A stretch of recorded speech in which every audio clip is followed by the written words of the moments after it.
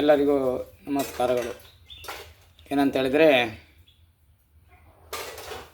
ಸಂವಿಧಾನದಲ್ಲಿ ಬರೆದಂಥ ಅಂಬೇಡ್ಕರ್ ಸಂವಿಧಾನದಲ್ಲಿ ಬರೆದಂಥ ಎಲ್ಲ ವಿಷಯವನ್ನು ಪಾಲಿಸುವಂಥದ್ದು ಅಧಿಕಾರಿಗಳು ಹಾಗೂ ನಮ್ಮ ಎಲ್ಲ ಜನರು, ಮನುಷ್ಯರು ಅಥವಾ ಪ್ರಾಣಿ ಪಕ್ಷಿಗಳು ಸಹ ಅದನ್ನು ಪಾಲಿಸಬಹುದು. ಅದೇ ರೀತಿಯಲ್ಲಿ ನಾನು ಯಾರ ಬಗ್ಗೆಯೂ ಮಾತಾಡುವುದಿಲ್ಲ.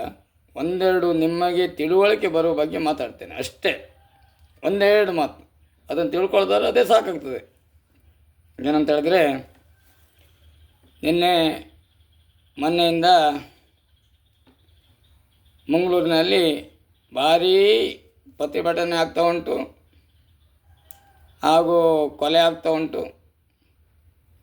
ಯಾವ ಪಾರ್ಟಿ ಬಗ್ಗೆ ಮಾತಾಡೋದಿಲ್ಲ, ಯಾವುದೋ ಪಕ್ಷ ಬಗ್ಗೆ ಮಾತಾಡೋದಿಲ್ಲ. ಹಿಂದೂಗಳು ಕೊಲೆ ಆಗ್ತಾ ಉಂಟು, ಮುಸ್ಲಿಮರು ಕೊಲೆ ಆಗ್ತಾ ಉಂಟು, ಇತರ ಜಾತಿಗಳು ಈಗ 224 ಜಾತಿಗಳಿಗೂ ಕೊಲೆ ಆಗ್ತಾ ಉಂಟು. ಅದಕ್ಕೆ ನಮ್ಮ ಸರ್ಕಾರದವರು ಕಾನೂನನ್ನು ತಂದಿದ್ದಾರೆ. ಯಾಕಂತೇಳಿ ಸಂವಿಧಾನದಲ್ಲಿ ಏನು ಕಾನೂನು ಉಂಟು ಅದನ್ನು ಇವತ್ತು ಇಷ್ಟು ದಿನ ಮೌನವಾಗಿ ಕೂತ್ಕೊಂಡಿದ್ದರು. ಈಗ ಜನ ಬೆಂಬಲ ಕಡಿಮೆ ಆದ ಕೂಡಲೇ ಜನ ಎದ್ದೇಳುವಾಗ ಅವರಿಗೆ ಎಚ್ಚರಿಕೆ ಆಗಿದೆ. ಇನ್ನು ನಮಗೆ ಉಳಿಗಾಲ ಇಲ್ಲ ಅಂತೇಳಿ ಹೇಳಲಿಕ್ಕೆ ಬಯಸ್ತೇನೆ. ಈಗ ಸರ್, ನಮಗೆ SP ಸರ್ ಅವರೆಲ್ಲ ನಮ್ಮ ಆತ್ಮೀಯರು. ಹಾಗೆ ಅವರ ಕರ್ತವ್ಯವನ್ನು ಅವರು ಮಾಡ್ತಾಯಿದ್ದಾರೆ. ಉಡುಪಿಯಲ್ಲಿ ಇದ್ದವರು ಇವತ್ತು ಮಂಗಳೂರಿಗೆ ಹಾಕಿದ್ದಾರೆ.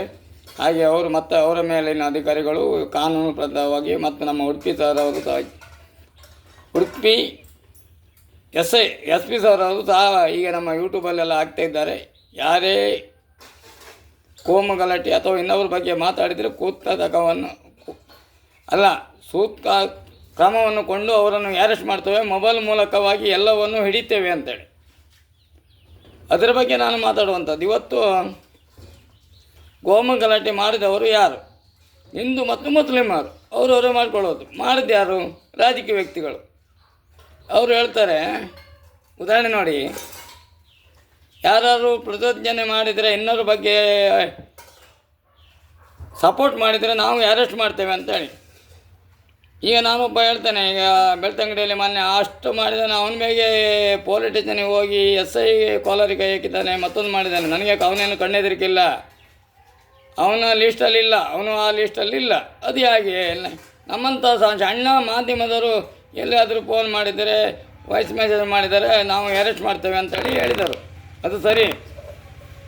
ಹಾಗೆ ನಿನ್ನೆ ಒಬ್ಬ ವಿಡಿಯೋ ಹಾಕಿದ್ದಾನೆ, ನಮ್ಮ ಹಿಂದೂಗಳ ಬಗ್ಗೆ ನೀವು ಮೈ ಮುಟ್ಟಿ ನೋಡಿ, ಯಾರೀ ಸಲವು ಹಾಕುವಂಥದ್ದು ನಮ್ಮನ್ನು ರಕ್ಷಣೆ ಮಾಡುವಂಥ ತಂದೆ ತಾಯಿಯನ್ನೇ, ನಮ್ಮನ್ನು ರಕ್ಷಣೆ ಮಾಡುವಂಥ ತಂದೆ ತಾಯಿಯನ್ನಿಗೆ ಅವನು ಬೆದರಿಕೆ ಹಾಕಿದ್ದಾನೆ. ಅವನನ್ನು ಅಲ್ಲೇ ಚಿಡ್ಡಿಯಲ್ಲಿ ಎಳೆದುಕೊಂಡು ಬಂದು ನೀವು ಅರೆಸ್ಟ್ ಮಾಡಬೇಕಿತ್ತು. ಏನಂತ ಹೇಳ್ತಾನೆ, ಹೊಗಳ್ತಾನೆ, ನಮ್ಮ ಮೈ ಮುಟ್ಟಿ ನೋಡಿ ಹಿಂದೂಗಳನ್ನು. ಆದರೆ ಮುಸ್ಲಿಮರು ಬೇರೆ, ಹಿಂದೂಗಳೇ ಬೇರೆ, 24 ಜಾತಿಯರೇ ಬೇರೆ ಅಂತಲೇ ಆಯಿತು ಆ ಭಾವನೆ. ನೀವು ಆಂಧ್ರ ತೊಗೊಳ್ಬೇಕು. SP ಸರ್ ಆಗಲಿ, SI ಆಗಲಿ, PC ಆಗಲಿ, ಯಾರು DSP ಆಗಲಿ, ಒಬ್ಬ ಯಾವುದೇ ಅಧಿಕಾರಿಗಳ ಇದಾಗಲಿ, ಆಫೀಸರ್ ಆಗಲಿ, ಇದನ್ನು ಕ್ರಮ ತಗೊಳ್ಬೇಕು. ಅವನು ಮಾಧ್ಯಮದಲ್ಲಿ ಬಿಡುವಾಗ ಅವನನ್ನು ಚಿಡ್ಡಿಯಲ್ಲಿ ಹಾಕೊಬರ್ಬೇಕು. ನಾವು ಹೇಳುವಂಥದ್ದು 24 ಜಾತಿಗೂ ಒಂದೇ ಸಮಾನ. ನಮ್ಮ ಕರ್ನಾಟಕದಲ್ಲಿ 24 ಜಾತಿಯು ಒಂದೇ ರೀತಿಯಲ್ಲಿ ನೋಡಬೇಕು. 224 ಜಾತಿಯನ್ನು ಒಂದೇ ರೀತಿಯಲ್ಲಿ ನೋಡಬೇಕು. ಅವ ಅಂತ ಹೇಳುವಂಥದ್ದು ಹಿಂದೂಗಳ ಮೈಮುಟ್ಟಿ ನೋಡಿ ಅಂತ. ಏನಾಗ್ತದೆ ಮೈಮುಟ್ಟಿ ನೋಡಿದರೆ? ನಿಮಗೆ ಕಾನೂನಿಲ್ವಾ? ಸರಲ್ಲಿ ಕಾನೂನಿಲ್ವ ನಿಮಗೆ ಕೇಳುವಂಥದ್ದು? ನಿಮಗೆ ಸಣ್ಣದೆಲ್ಲ ಹಿಡಿಬೇಡಿ. ಇಂಥದ್ದೆಲ್ಲ ಮಾಧ್ಯಮದಲ್ಲಿ ಹಾಕೋರನ್ನು ಚಿಡ್ಡಿಗಳು ಜಾಳ್ಕೊಂಡು ಹೋಗಿ. ನೀವು ಮೊನ್ನೆ ಎಲ್ಲ ನೋಡ್ತಿದ್ದೇನೆ, 1 ಗಂಟೆ ರಾತ್ರಿ ಹೋಗಿ ನಮ್ಮನ್ನು ಬಾಗಿಲು ತಟ್ತಾರೆ, ಅದು ಮಾಡ್ತಾರೆ, ಇದು ಮಾಡ್ತಾರೆ ಅಂತೇಳಿ. ಯಾರು ಮಾಡಿದ್ದು? ಇವರೇ ಮಾಡ್ಕೊಂಡಿದ್ದು ಬಾಗಿಲು ತಟ್ಟಲಿಕ್ಕೆ. ನಿಮಗೆ ಇದುಂಟು, ಕಾನೂನುಂಟು. ಕಳ್ಳನನ್ನು ಹಿಡಿಬೇಕಾದ್ರೆ ಎಷ್ಟು ರಾತ್ರಿ ಹೋಗಿಬೇಕು ಹಿಡಿಬೋದು. 24 ಗಂಟೆ ನಿಮಗೆ ಪರ್ಮಿಷನ್ ಉಂಟು. ಇವರು ಎಂಥ ಜನರನ್ನು ಒಟ್ಟು ಮಾಡಲಿಕ್ಕೆ ಹೋದ್ರೆ ಹೇಳುವಂಥದ್ದು. ಅವ ಒಬ್ಬ ಪೋಳಿ ಮಗ, ಅವ ಮಾಧ್ಯಮದಲ್ಲಿ ನಿಮಗೆ ಬೈದಿದ್ದಾನಲ್ಲ, ಅವ ಯೂಟ್ಯೂಬ್ ಮಾಡಿ ನಿಮಗೆ ಮೆಸೇಜ್ ಮಾಡಿದಾನಲ್ಲ, ಅವನನ್ನು ಚಿಡ್ಡಿಯಲ್ಲಿ ಹೇಳ್ಕೊಬರ್ಬೇಕು. ಅವನು ನನಗೆ ಸಿಕ್ಕಿದ್ರೆ ನಾನು ಅವನು ಬಿಡಲಿಕ್ಕಿಲ್ಲ. ನಿಮ್ಮ ಅಧಿಕಾರವನ್ನು ನಿಮ್ಮ ಕೈಯಲ್ಲಿ ಕೊಟ್ಟರ ಮೇಲೆ ನೀವು ನಿಷ್ಠೆಯಿಂದ ಪಾಲಿಸಬೇಕು. ನಮಗೆ ತಂದೆ ಈ ರೀತಿಯಲ್ಲಿ ನೀವು ನಮ್ಮನ್ನು ಕಾಪಾಡಬೇಕು. ಹೇಳಲಿಕ್ಕೆ ಬಯಸ್ತೇನೆ. ಇವತ್ತು ಎಲ್ಲ ವೈಕೊಂಡು ಮೀಟಿಂಗ್ ಮಾಡ್ಕೊಂಡು ನಾವು ಸರಿ ಮಾಡ್ತೇವೆ ಅಂತೇಳಿ ಬಂದವರನ್ನು ಎಸ್ ಪಿ ಆಫೀಸಲ್ಲಿ ಡಿ ಸಿ ಆಫೀಸಲ್ಲಿ ಬಂದವರನ್ನು ಅವರೇ ಹ್ಯಾಂಡ್ ರೈಟಲ್ಲಿ ಬರೆಸ್ಕೊಳ್ಬೇಕು. ನಾಳೆ ಏನಾದರೂ ಒಂದು ಕೊಲೆ, ಒಂದು ಗಲಾಟೆ, ಒಂದು ಗೌಜು ಏನಾದರೂ ನೀವೇ ಜೈಲಿಗೆ ಹೋಗ್ಬೇಕಂತಲೇ ಬರ್ಕೊಳ್ಳಿ. ಎಲ್ಲ ಓಡ್ತಾರೆ, ಸ್ಟೇಷನ್ ಒಳಗೆ ಹೋಗೋದಿಲ್ಲ, ಎಸ್ ಪಿ ಆಫೀಸಿಗೆ ಹೋಗೋದಿಲ್ಲ. ನಾವು ಎಸ್ ಪಿ ಸರ್ ಹತ್ರ ಮನವಿ ಮಾಡಿಕೊಳ್ಳುವಂಥದ್ದು. ಅಂಥ ಬಂದ ವ್ಯಕ್ತಿಗಳು ಎಷ್ಟು ಜನ ಒಳ ಬರ್ತಾರೋ. ನೀವು ಇಡೀ ನಿಮ್ಮ ಈಗ ಕೋಮು ಗಲಾಟೆಯನ್ನು ಕೈಲಿ ಮಾಡ್ತಾರೆ ಅಂತೇಳಿ ಗೊತ್ತಾಯ್ತಲ್ಲ, ಇವರಿಗೆ ಎಲ್ಲ ಮನವಿ ಬಂತಲ್ಲ. ಹಾಗಾಗಿ ಇವರು ಮಾಡುವಂಥದ್ದು ಇದು ಕುತಂತ್ರ, ಮತ್ತು ಪುನಃ ಕುತಂತ್ರ.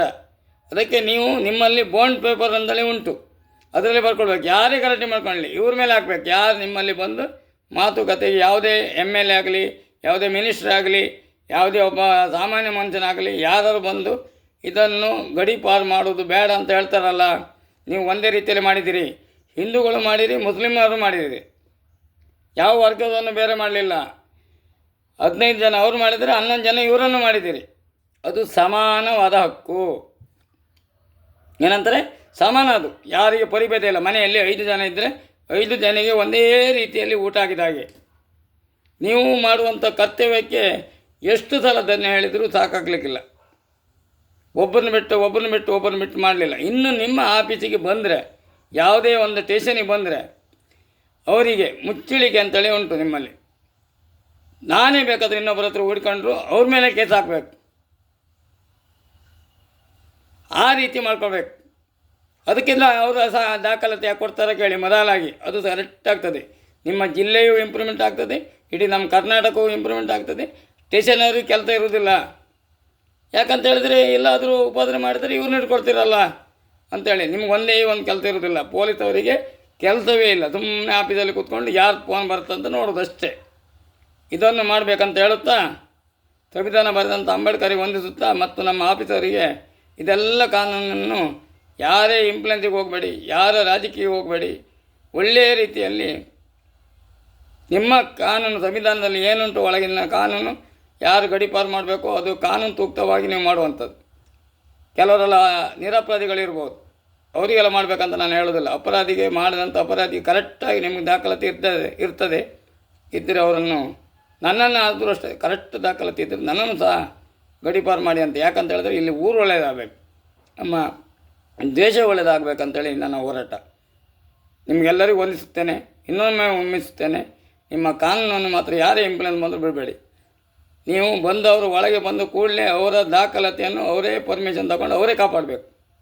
ಏನೋ ಈಗ ಈ ನಮ್ಮ MLAಗಳು ಅಥವಾ ಅದೆರಡು ಮಾಧ್ಯಮದರೆಲ್ಲ ಕೂಗ್ತಾರಲ್ಲ, ನನ್ನಂತೆ ಬೊಗಳುವ ಒಬ್ಬ ಮನೇನ ಬೊಗಳಿದಾನಲ್ಲ, ಅವನ ಕಡಕರ ಯಾರು ಅವನ್ನ ಒಳಗೆ ಹಾಕಿದರೆ ನಾನು ಬಂದು ನೋಡ್ತೇವೆ, ನಾವು ಹಿಂದೂಗಳು ಉಂಟಂತ. ಹಿಂದೂಗಳಂತ ಹೇಳ್ಬಾರ್ದು, ಅವನು ಒಬ್ಬನೇ ನೇರ ಬರ್ತೆ ಅಂತ ಹೇಳಬೇಕು. ಅವನ ತಾಕತ್ತಿದ್ರೆ ಅವನು ಒಬ್ಬನೇ ಬರ್ತೆ ಅಂತ ಹೇಳಬೇಕು. ನಾನು ಅದ್ರ ಆಗಲ್ಲ, ನಾನೇ ಒಬ್ಬನೇ ಬಂದು ಪ್ರತಿಭಟನೆ ಮಾಡ್ತೇನೆ ಹೇಳ್ತೇನೆ ವಿನಾ ಇನ್ನೊಬ್ಬರನ್ನು ಕರ್ಕೊಬಂದು ಮಾಡ್ತೇನೆ ಹೇಳೋದಿಲ್ಲ. ಯಾವುದು ಧರ್ಮ ಅಂತ ಹೇಳುವಂಥದ್ದು, ಒಬ್ಬರೇ ಬಂದು ಮಾಡುವಂಥದ್ದು ಧರ್ಮ. ಈಗ ಯಾರ ಹತ್ರ ಹೇಳ್ಕೊ ಬೊಗಳು ಮಾಡೋದು ಒಟ್ಟು ಹೊರಗಡೆ ಎಲ್ಲೋ ಸೌದಿ ಮೂಲೆ ಹೆಂಗಿದ್ದೆ. ಈಗ ಅವನು ನನ್ನ ಹತ್ರ ಒಬ್ಬನ ಹತ್ರ ಬಂದು ಮಾತಾಡಲಿ. ಅವನು ತಾಕತ್ತಿದ್ರೆ, ಕಾನೂನು ಗೊತ್ತಿದ್ದರೆ, ಅಧಿಕಾರ ಏನಂತಲೇ ಗೊತ್ತಿದ್ದರೆ ಅದು ನಿಮ್ಗೆ ಗೊತ್ತಿರ್ತದೆ.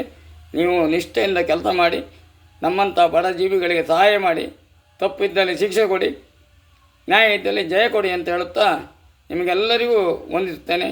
ಜೈ ಹಿಂದ್, ಜೈ ಕರ್ನಾಟಕ, ವಂದೇ ಮಾತರಂ.